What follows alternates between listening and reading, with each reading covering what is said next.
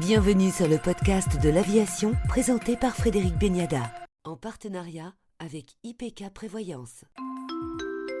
Invité du podcast de l'aviation, Bernd Severs, vice-président de Collins Aerospace pour la France et l'Europe, également chargé des problématiques de développement durable. D'abord, Bernd Severs, un rappel rapide des activités de Collins Aerospace. Collins Aerospace, c'est une des 4 unités opérationnelles de Raytheon Technologies. Collins Aerospace, ça représente 68 000 employés dans le monde entier et 19 milliards de dollars de chiffre d'affaires. Collins Aerospace, nous sommes équipementiers, systémiers, avec un portfolio qui s'étend des aérostructures, des nacelles, de l'avionique, des systèmes intérieurs, cabines et cargo, des systèmes mécaniques, train d'atterrissage, servo-commande, roues et freins. Ensuite, des systèmes de mission, systèmes de défense et des systèmes électriques, powers and controls, comme on dit chez nous. Et pour la partie France, ça représente quoi ?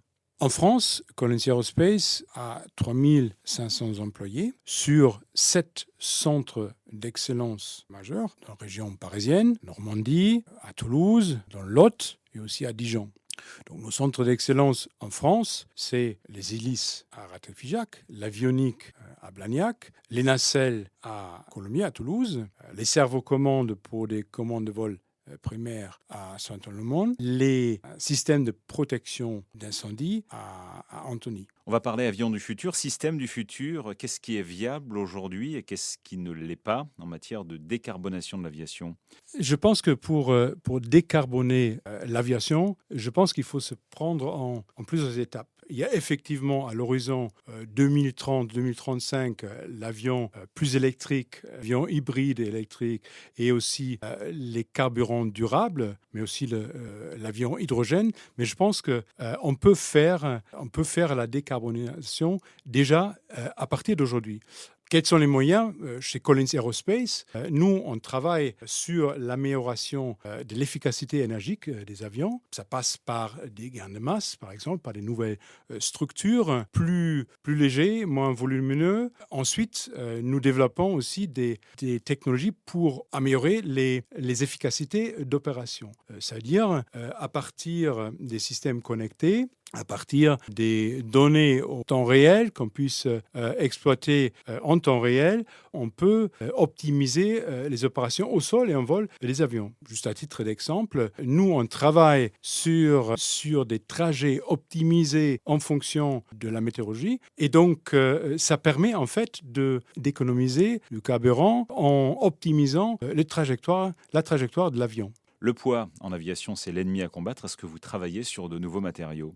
Alors, des nouveaux matériaux, il faut parler des nouveaux matériaux, mais également des matériaux, des nouveaux procédés de fabrication. Par exemple, la fameuse impression 3D, donc ce qui est on appelle ça la fabrication additive, qui permet de réaliser des structures et des équipements qui sont moins volumineux et donc qui pèsent moins. Et donc là, il y a un fort potentiel de réduction de masse. Après, les matériaux comme les thermoplastiques ou fibres de carbone aussi va permettre de réduire de manière considérable la masse des avions. Et quelles pistes en matière de propulsion ?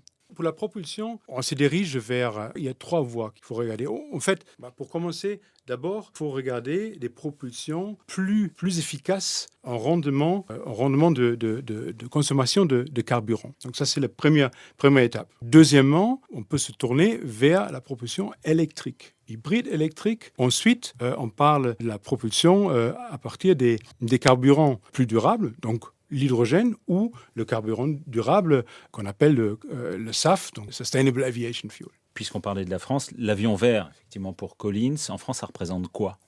Il y a 2 exemples que je peux vous donner en France, 2 exemples concrets. Donc, à Figeac, c'est notre centre d'excellence pour les hélices. On investit, avec l'aide du gouvernement, avec l'aide de la région, on investit 30 millions d'euros pour la création de nouveaux centres d'excellence pour les hélices du futur. Hélices du futur, ce sont des hélices en fibre de carbone. Ce sont des hélices qui ont une efficacité propulsive améliorée et aussi une efficacité aérodynamique et aéroacoustique.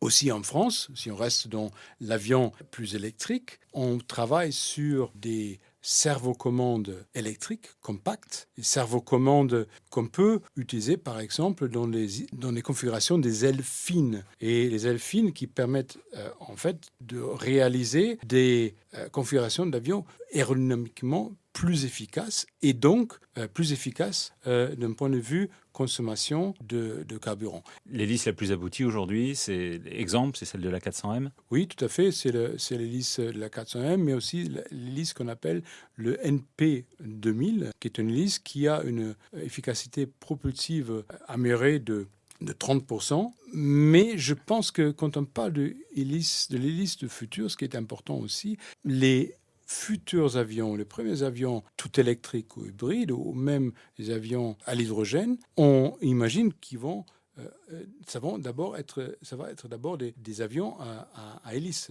des turboprops. Donc, évidemment, l'hélice va jouer un rôle clé dans les avions à zéro émission futurs. Quand on parle de l'hydrogène, ça veut dire une rupture technologique qui est dans la forme de l'avion et dans tout. En fait, on n'est plus du tout sur les mêmes configurations. On parle de 2035 ou 2050. C'est demain, c'est pas trop court? Alors, c'est une bonne question. On peut se poser, est-ce que c'est faisable? Donc, d'abord, il faut dire que techniquement, c'est faisable de sortir un avion en 2035 à base d'hydrogène. Mais ce sera un avion qui est forcément petit et régional, donc un avion à distance réduite. Je pense que plus qu'on se dirige vers 2050 et au-delà, on pourrait penser de passer à des avions plus grands, mais il y a quand même des challenges de taille tels que le stockage du carburant, la température, et donc ça va amener à des formes d'avions qui sont différents par rapport à ce qu'on connaît aujourd'hui. Et nous, en tant que systémier chez Collins, on travaille, on accompagne les avionneurs, les motoristes, justement pour développer des technologies et des systèmes qui vont rendre possible ces genres de nouvelles configurations d'avions pour réaliser des avions hydrogène.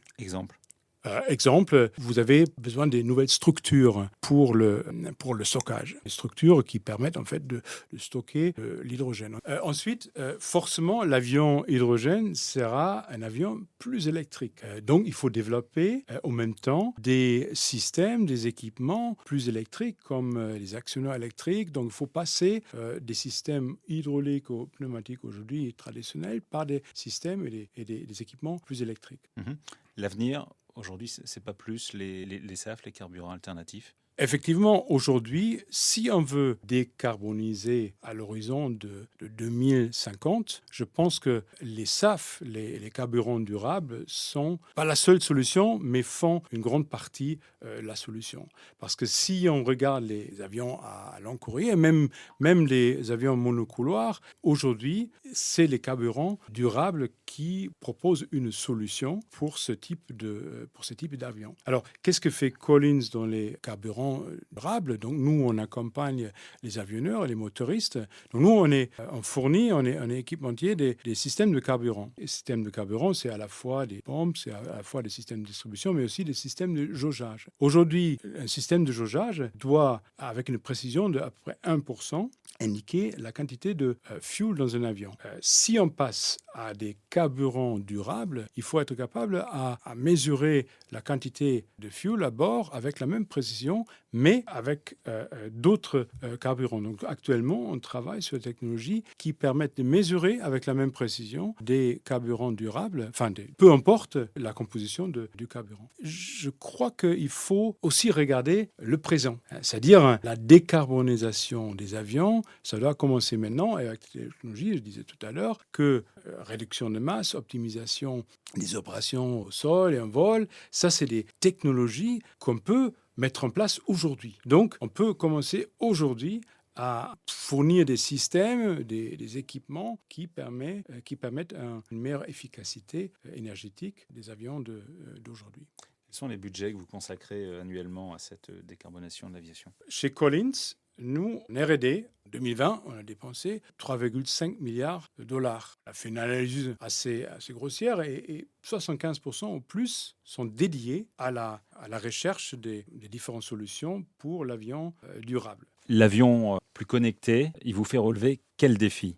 Chez Collins Aerospace, la connectivité, c'est l'écosystème connecté. L'avion, le sol, les équipements qui peuvent en temps réel partager des données qui ensuite permet des analyses comme la maintenance prédictive, mais aussi l'optimisation des trajets de l'avion et aussi les opérations au sol. C'est-à-dire, on peut optimiser le temps d'attente d'un avion sur le tarmac, au taxi. On peut optimiser aussi le temps d'attente d'un avion qui attend, par exemple, la passerelle.